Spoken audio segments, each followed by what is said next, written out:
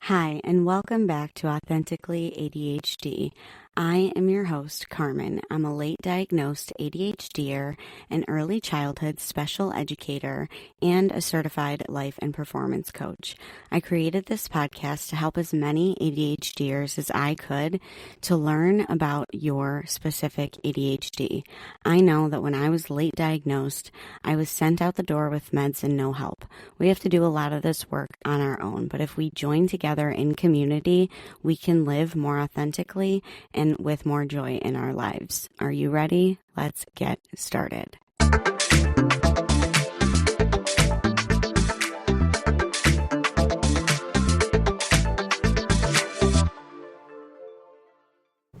Hi, this is a disclaimer that I am a early childhood special education teacher. I am a certified life and performance coach, and I am a podcaster. All right, I am not a medical doctor, and none of this information should be used in supplement of a medical professional and or therapy.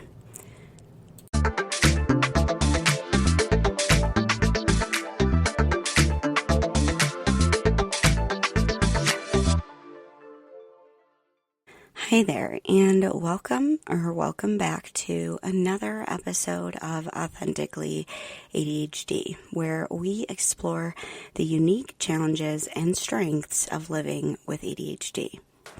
Before we dive in today, I want to thank you for pressing play on this podcast, for choosing Authentically ADHD, whether it be on your weekly drive, on your drives to work, on your walks, wherever it is, and whenever you do listen to this podcast, I want to tell you thank you and that I appreciate you.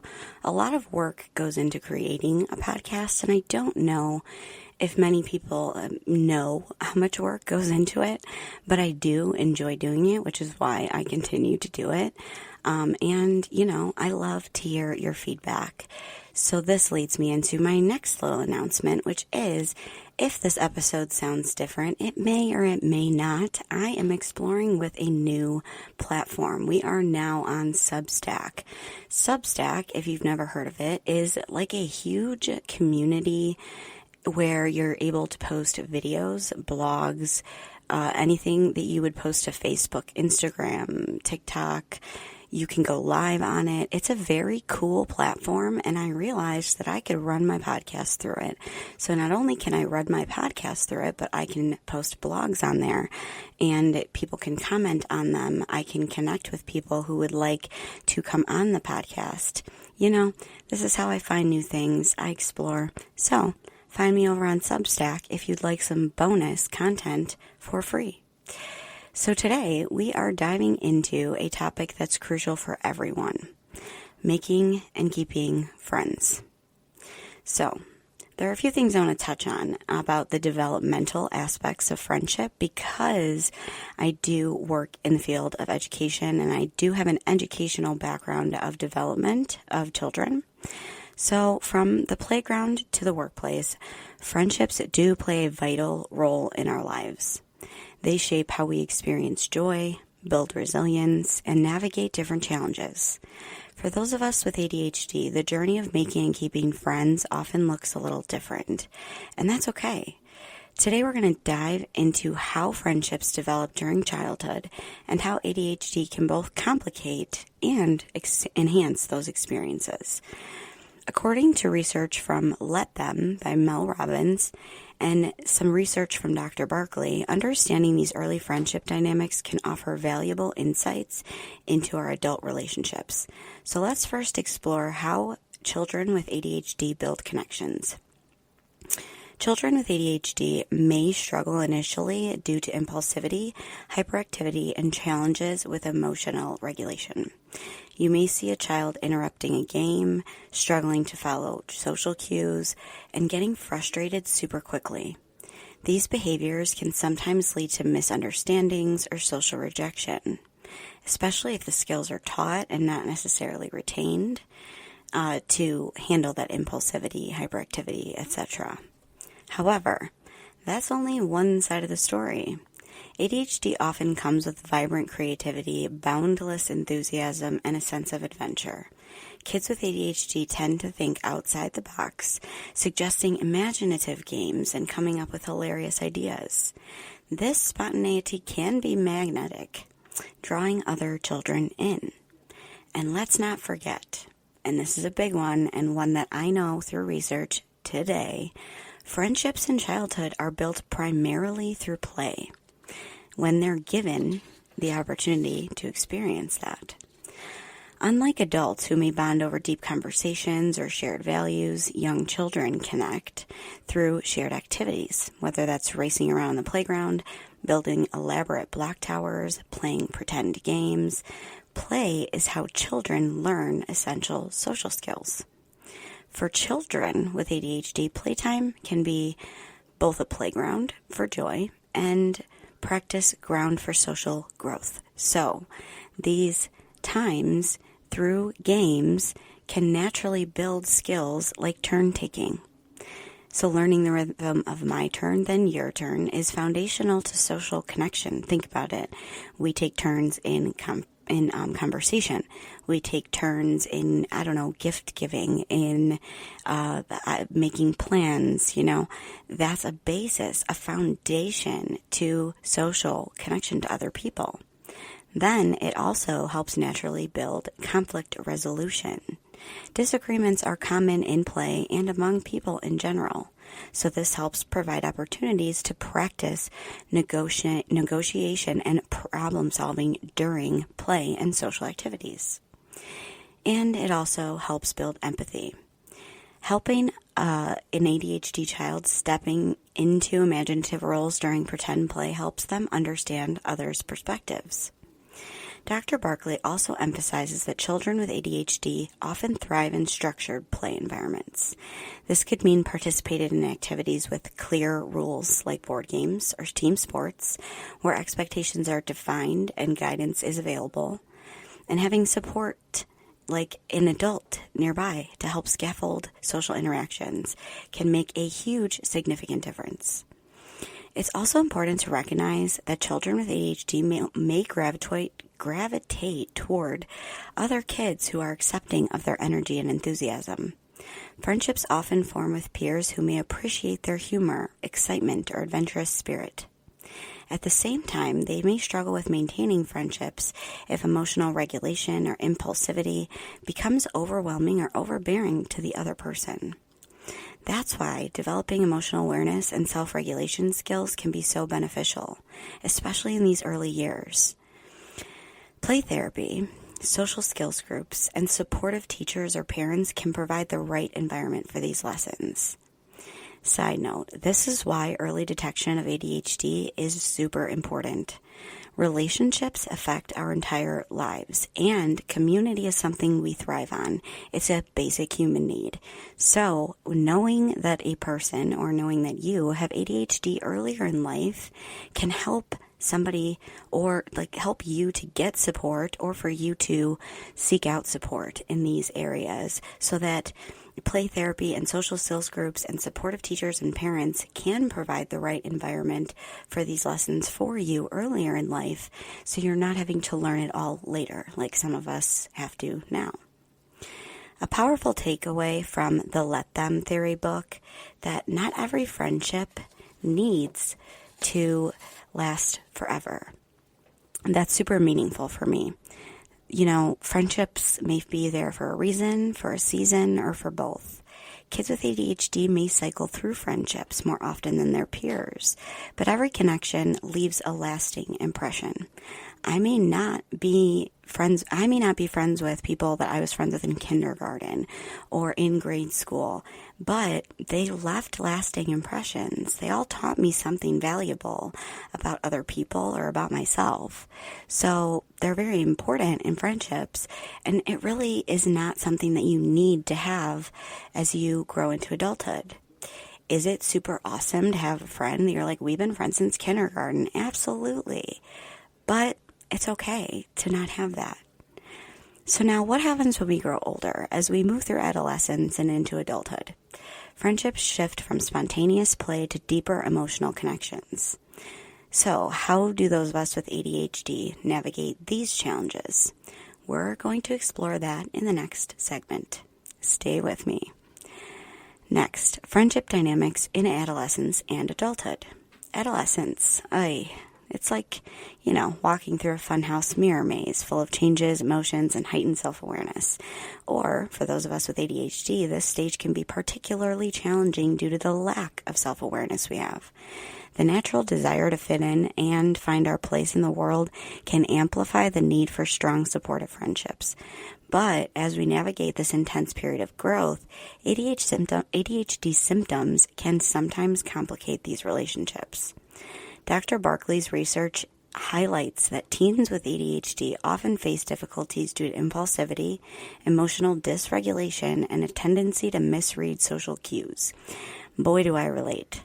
These behaviors can lead to conflicts or misunderstandings, which may result in social rejection or isolation.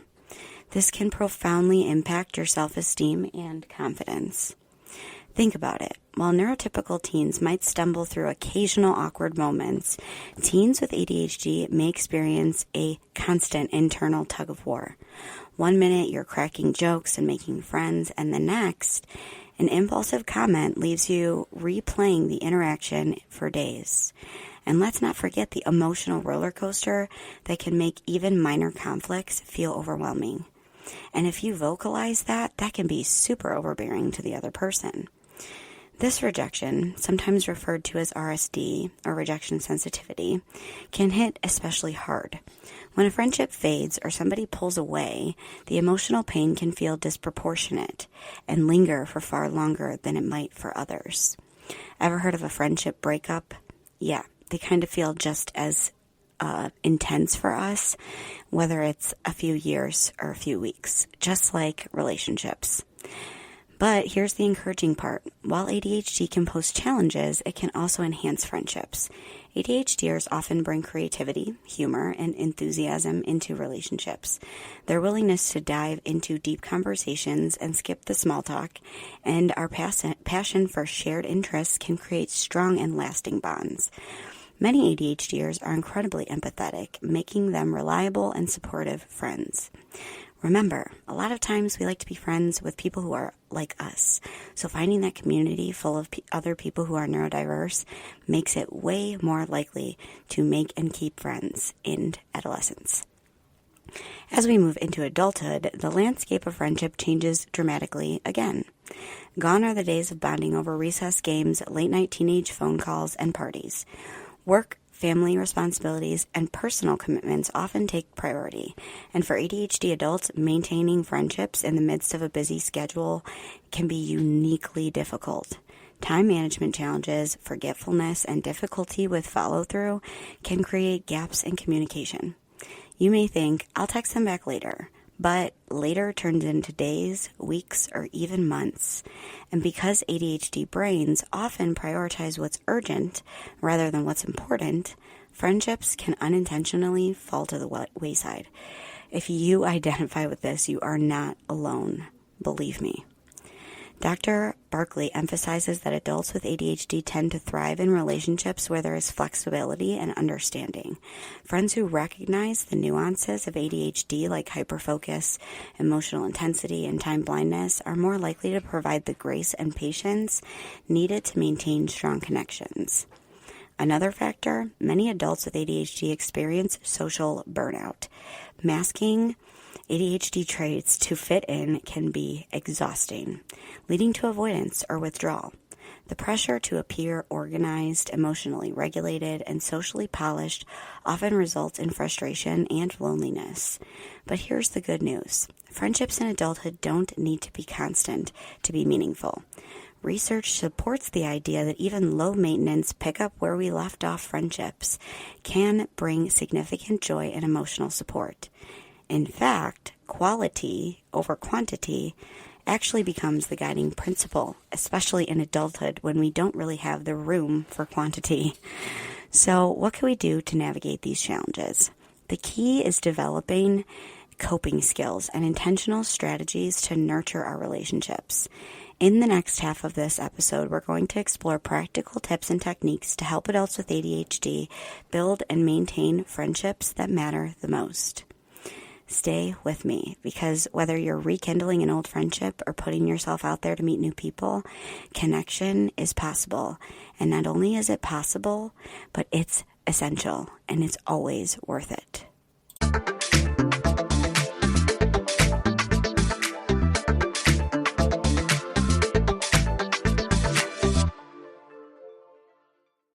Hey there.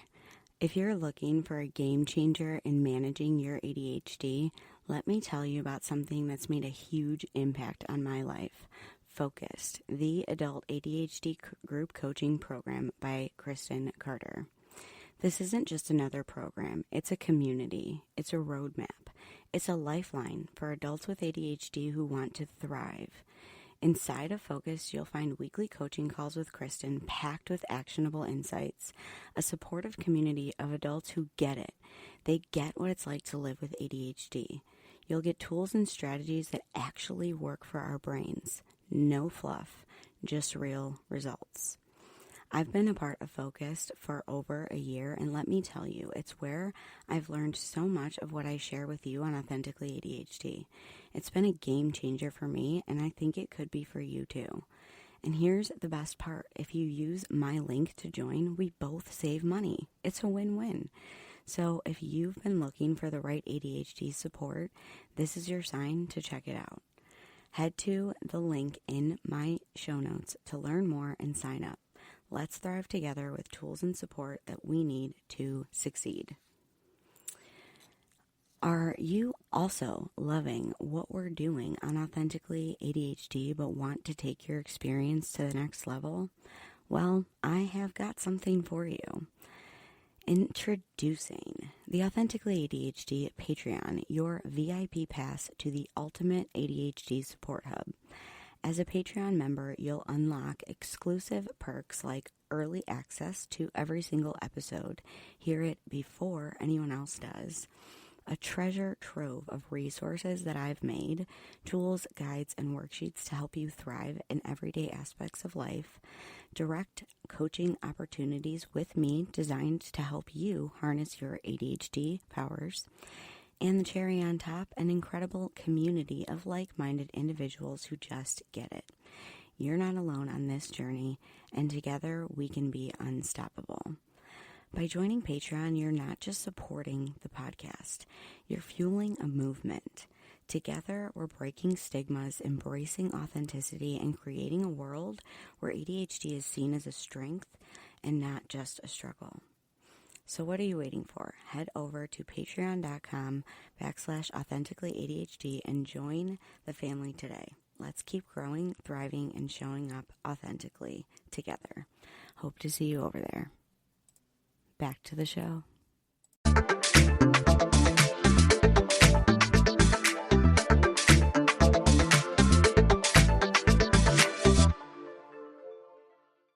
All right, so let's talk about coping skills for building and keeping friendships.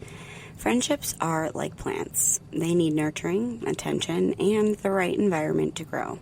But when you're living with ADHD, maintaining those connections can feel like trying to grow a garden in unpredictable weather. And that's where the coping skills come in. Developing strategies to navigate social interactions can make all the difference. And the good news, you don't have to figure it all out alone. Experts like Mel Robbins and Dr. Barkley and others like ADHD coach and expert Kristen Carter of the I Have ADHD podcast and Paula Engebretson of the I'm Busy Being Awesome podcast, and just too many for me to mention right now. Maybe I should do a whole episode about my favorite different people that there are that I love, my ADHD, kind of gurus, the people that I go to. But those are definitely some of the top ones. And one of the important things I want to point out too is that I don't always agree with these people. Mel Robbins and I have a lot of differing opinions, but I do love her book, Let Them. I do believe that she does have a little bit of a tendency to be a little ableist, but I don't think it's on purpose. I believe that her ADHD just really doesn't let her have a certain perspective. But I do respect a lot of the different things that she puts out there, and Dr. Barkley is one of the ADHD heroes of the world, and Kristen Carter is my coach, as you just heard. So let's continue. So they emphasize that intentional behavior and self-management techniques can help foster meaningful relationships. From mindless to structured routines, these tools can help build your confidence to ease some of the challenges that ADHD throws your way. Mel Robbins highlights the importance of self-awareness as the foundation for better relationships. I couldn't recommend this more. Understanding how your ADHD shows up in social situations, whether it's interrupting conversation or interrupting just in the middle of whatever, losing track of time, struggling to remember details, all these things can empower you to navigate those moments with more confidence and less self-criticism, okay? Because a lot of times it's not the action of losing track of time or struggling to remember details that mess up a relationship. Usually it's the action that follows with the self-criticism and self-blame that makes other people kind of get the ick about us. So let's not forget something that's super helpful, like medication management and therapy. For many adults with ADHD and children, the right treatment can reduce impulsivity and enhance emotional regulation, making it easier to engage meaningfully with friends. But even with those supports, social challenges still might pop up. I'm going to reiterate how important medication is for some people. Some people with ADHD can't take certain medications that do work for ADHD. Sometimes you need a medication that might be off-label that is used for ADHD. And other times, it's just a certain type of, let's say, stimulant or a certain type of non-stimulant that works for you. The right treatment can help you, and I am living proof. They tried out, 4 or 5 different medications before I got on one that helped my brain to not wake up full of thoughts and emotions right when I wake up in the morning, okay? And that helps me regulate throughout my day. It helps me have motivation to exercise so that I can regulate throughout my day so I am not popping off on my preschoolers, okay? This is where mindfulness can also be a game changer. Practicing mindfulness helps you stay present during conversations rather than getting lost in your thoughts or worries. It can also reduce emotional reactivity, making it easier to pause and respond thoughtfully instead of reacting impulsively. We're not perfect, but here's a skill that often gets overlooked. Self-compassion. I know, you just I know, you got the ick. ADHD can bring moments of regret, like forgetting a friend's birthday or unintentionally dominating a conversation and feeling bad later. Instead of spiraling into that shame, practice self-kindness. Remember that you make mistakes, and mistakes happen to everybody, and growth is always possible.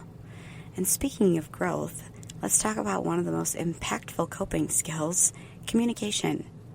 Being open about your ADHD with your friends can foster understanding and empathy. And it doesn't even have to be a heavy conversation. You may say something like, hey, I have ADHD, so that means that sometimes I might get super excited and talk a lot, or I might lose track of time, and I might show up late to things, or I might forget your birthday. I care about our friendship a lot, so let me know if I ever do something that bothers you so I can improve. This level of honesty can deepen trust and reduce the fear of judgment. Plus, it invites your friends to communicate openly with you in return. You may find out that they don't care if they remember your birthday or not, but they really would like you to turn up on time, so maybe you ask them to tell you, an hour earlier than when they really want you to be there, or you work out something between the two of you with that open communication. Dr. Barkley also emphasizes the importance of repairing relationships. ADHDers may sometimes say things without thinking or forget plans. But what matters most is taking accountability. A simple, I'm sorry, I missed our coffee date. I really value our time together. It really just slipped my mind and I really need to stop overbooking myself. That can go a long way. Honestly, it's not always about the actions, like I said. A lot of times it's about what we're doing afterwards. It's about repairing the relationship. It's not necessarily about the action that really happened. And if you're feeling like your ADHD traits might be too much for someone, remember this. True friends will make space for your authenticity. Not everyone will understand your ADHD, and that's okay. Your people, the ones who see and celebrate you, will. So, now that we've covered coping strategies, let's get practical. Up next, I'm going to share 5 actionable tips to build and maintain friendships as an adult with ADHD. Whether you're reconnecting with old friends or looking to form new bonds, these tips will help you create meaningful and lasting connections. So, 5 tips for building and keeping friendships as an adult with ADHD. Friendships don't have to be complicated. But let's be honest, with ADHD, they can sometimes be. Between busy schedules, forgetfulness, and the emotional roller coaster that ADHD can bring, maintaining friendships takes effort. But the good news, there are practical, actionable ways to make it easier. Let's break down 5 tips that can help you build and keep meaningful friendships, ADHD style. And I'll throw in some real-life examples to show how these tips can work in action as well. Number 1, prioritize consistency. Now, I know the word consistency might make some of us cringe. I have a recent episode on it. But when I say consistency, I don't mean rigid like routine. So just replace that with persistent, okay? I mean finding ways to stay connected that work for you and your schedule. So, for example, let's say you have a friend you love to catch up with. Well, weeks go by without talking. Try setting a simple reminder on your phone to check in with them. It could be a Friday friendship check-in or a quick, hey, how's your week been text. If scheduling plans is a challenge, consider something that reoccurs. Maybe you and your friend meet for a virtual coffee chat every first Saturday of the month, or you both join the same hobby group, or you just schedule a time that you call them once a week. The less that you have to think about planning, the more likely it will happen. And remember, consistency or persistency does not mean perfection. If you miss a check-in, no big deal. Send a thinking of you text when you remember and just do it the next time. Real friends will understand. Number 2, be yourself. Here's the beautiful thing about friendship. The right people love you for who you are and not who you're trying to be. ADHD often comes with creativity, humor, and passion, and those qualities make you a vibrant friend. Although they can also make us quirky to some people, the right people find us vibrant and amazing. Maybe you're looking for the friend who randomly sends hilarious TikToks at 2 a.m. or bursts into a million tangents during conversation, but can always get back to each and every one of them. Embrace it. You bring joy, energy, and out-of-the-box thinking. On the flip side, if you tend to overshare or worry about talking too much, try checking in with your friend mid-conversation, saying something like, oops, I went on a tangent. What were you saying? Or, ooh, that might be TMI. To show self-awareness and invite them to invite balance in. Being yourself also means owning your ADHD when it's relevant. A quick, hey, sometimes I get distracted, so feel free to reel me back in. That can be something that breaks the ice and create a judgment-free space. Number 3, practice active listening. This is something that I swear by this because we all know that ADHD brains can wander mid-conversation, just like they did for me anytime mid-conversation, mid-lecture, mid-anything. You might suddenly think about whether cats have dreams or what that cloud looks like or what you're making for dinner. Totally relatable. Like, seriously, this is my brain. This is why it's so hard to get through this tip, because it's something that I have to remind myself of often. Active listening is a skill that takes practice. It seriously takes practice. I've been practicing it for like 3-4 years. It is worth it though, because it does deepen your connection and it shows your friends that you value what they're saying. One trick to use is grounding techniques. When you notice your mind drifting, try focusing on something specific, your friend's tone of voice or facial expression. You could also repeat their words back to them to keep your mind present. And the way that I do this is by finding a fidget toy so that there's something that my hands are doing, or I'm walking or doing another task while I'm talking to the person so that I can actively engage in the conversation. If it's a conversation with a new friend, sometimes I'm even taking notes. Okay? Like, that helps me actively process, all right? Taking notes during a lecture helps me actively process.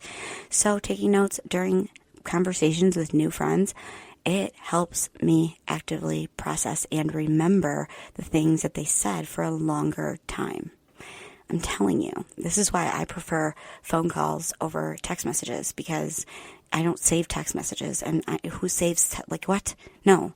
If I write something down, when somebody says something to me, I'm more likely to remember it. This is another helpful strategy, reflective listening.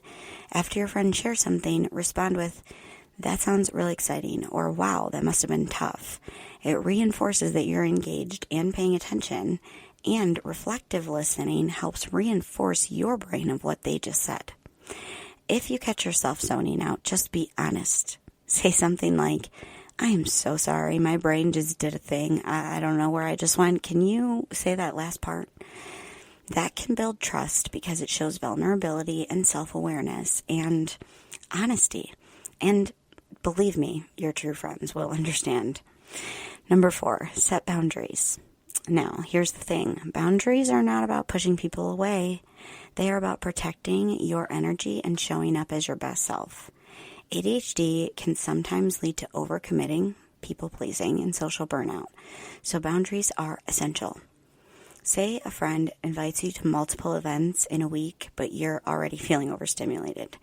Instead of just saying yes out of guilt, you could respond with, "That sounds like so much fun, but I'm pretty tapped out this week. Can we plan something for next week when I have more energy?"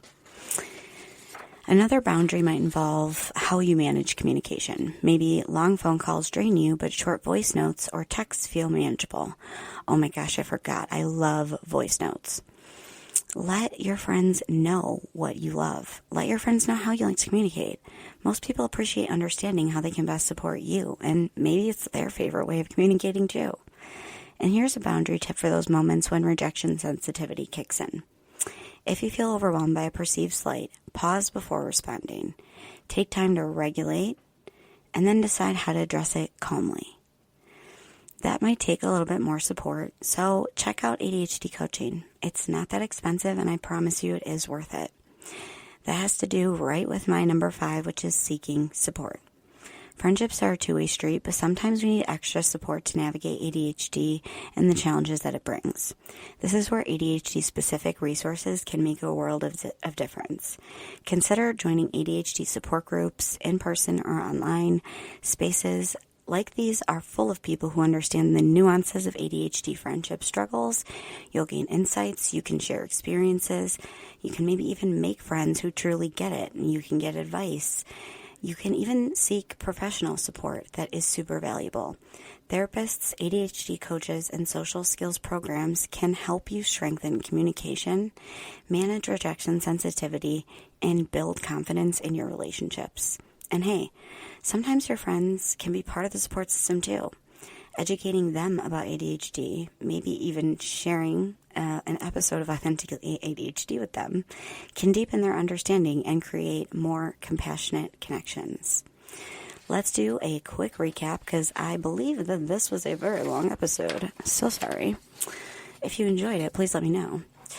Prioritize consistency. Use those reminders and check-ins. Be yourself. Embrace your ADHD strengths and be open about your needs. Practice active listening. Stay present, reflect back, and own it if your mind drifts. And take notes if you need to. Set boundaries. Protect your energy and advocate for what works best for you. And seek support. Build your community through ADHD groups, therapy, or coaching.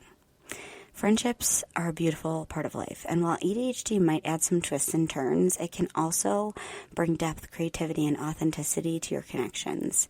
The key is, again, working with your brain and not against it.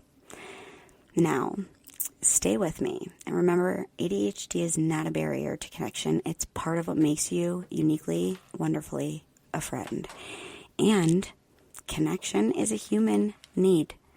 Today we explore the journey of making and keeping friends through the lens of ADHD, from childhood to adult coping strategies. And remember, with the right tools and mindset, meaningful friendships are within reach for everyone.